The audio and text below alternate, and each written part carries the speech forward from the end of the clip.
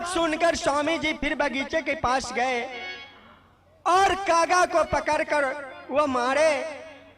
और इसी कारण झगड़ू ने दावत दिया स्वामी जी को और घर पर बुलाकर वह बोले कि मैं भगवान का पूजा करता हूँ, चाचा जी वहां आइएगा। उसको साथ स्वामी जी को साथ आल्हा ने चला गया।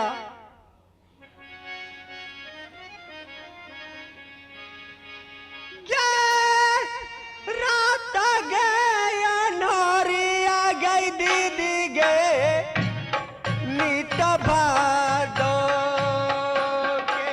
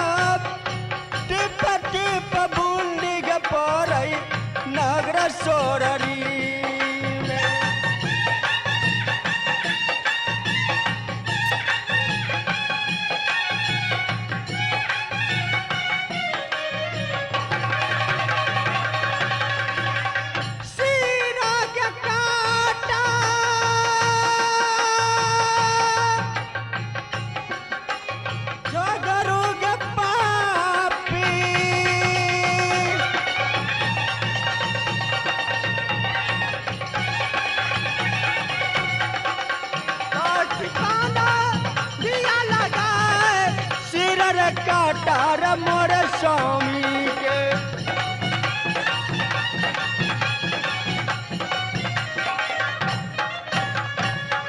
जाओ रे पापी झगड़ू, दावत देकर मुझे स्वामी को सर काट लिया। बन गई मुँह समतिया देवला सोररी के नगरी रात।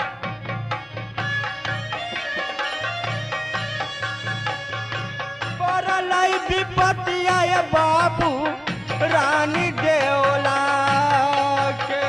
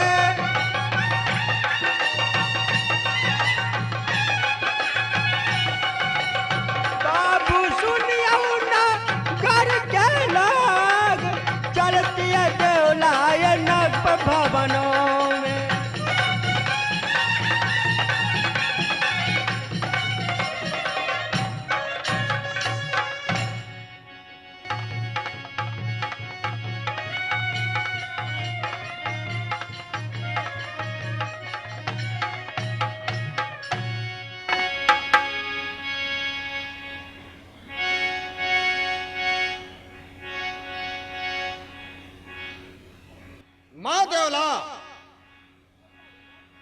कहाँ गई माँ? बेटा रुदल। माँ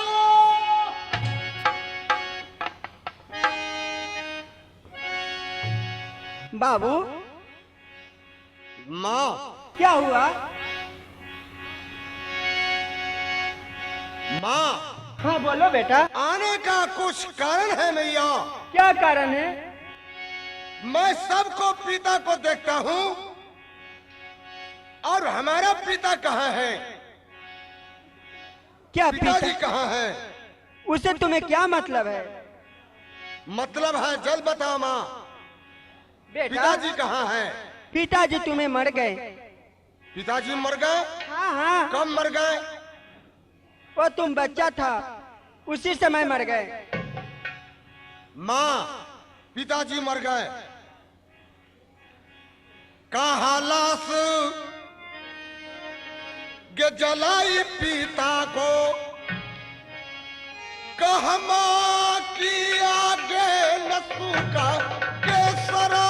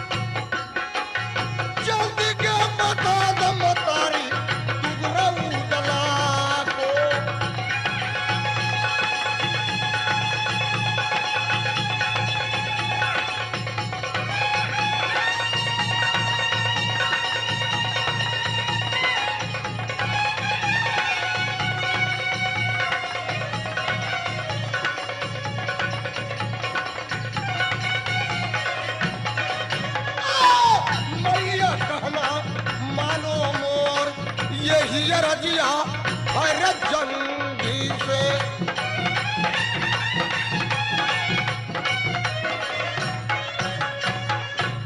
माँ देवला, हाँ पिताजी मर गए, अच्छी बात, लेकिन कहाँ का पंडित तुम मंगाई? सूख श्राद्ध उनको कहाँ हुआ? उनको लाश को कहाँ तुम जलाई? बेटा, नग्र मोहब्बे में तुम्हें पिताजी मर गए और उनको लाश नदी गंगा में जला और पंडित जी काशी से आए, सूख श्राद्ध व काशी वाले ही कराए। माँ, पिताजी को लाश तुम गंगा जी में जलाई, हाँ हाँ उनको सारा तो होगा। बेटा, सारा कैसे होगा? बाढ़ आती है नदी गंगा में तो सारा दुनिया भास कर चले जाता है। थोड़ा सा भी तो बचा होगा। नहीं, ये तो मैं नहीं बता सकती हूँ।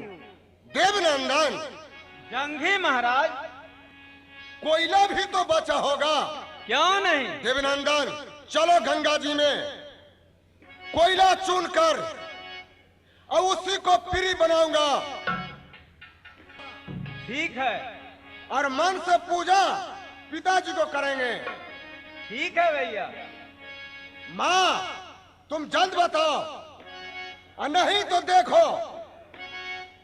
बेटा, बात को मानो, मैं सच कर रही हूँ। क्या तुम पागल हो गया है क्या? बन गए पगलबा मुहब्बा वाले, काहे उदला जिंदा अब रहेगा माता मोर। कहे कोई उदला जिंदा ये रहेगा।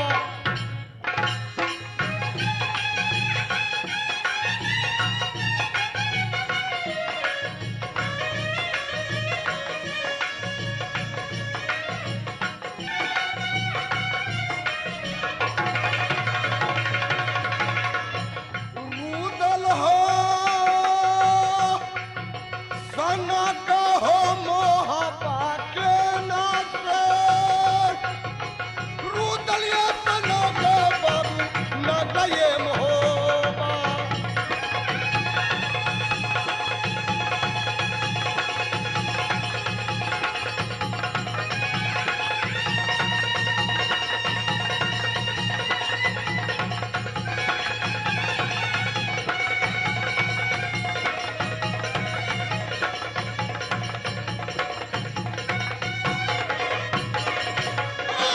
मैया मारू तो फिर तलवार नाम में डालेंगे सारी दुनिया से।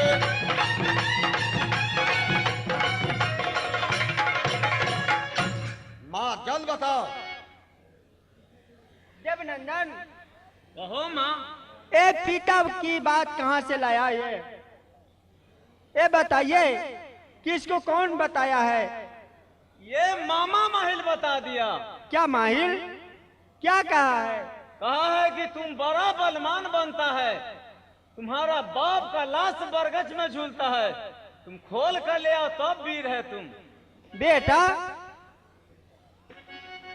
माँ, सुनो जो मैं कहती हूँ। क्या तुम मामा पर बात पर भूल गया? नहीं नहीं माँ, तुम छुपाओ नहीं, बताओ उदला से। माँ, छुपाओ नहीं, अब देर होता है तो अंधेर होता है। और क्या तू समाना मार मामा महिलार लागौ।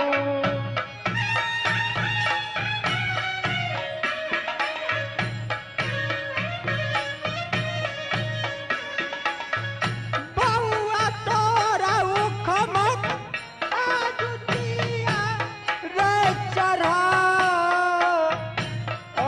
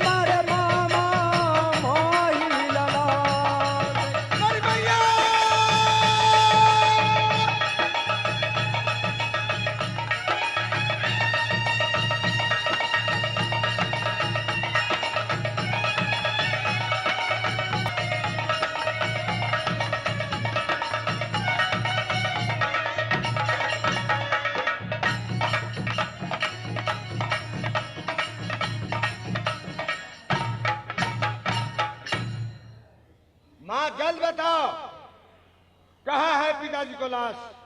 सुनो, उसको चर्चा तुम भूल जाओ। तुम नहीं बताएगी? नहीं। तो ये लो। सुनो, यह क्या कौन सी कर रहे हो? माँ, जब तक तुम नहीं बताएगी मोहब्बत की दाना गाय का गोश्त समझूंगा, पानी गाय का खून समझूंगा, जनेऊ तोड़कर तांत समझूंगा। बेटा। माँ, सुनो, मैं कहती हूँ, देखो, जिस समय तुम्हें जन्म हुआ तुम पर गरा पंडित जी ने लगा दिया। गरा? हाँ। कैसा गरा?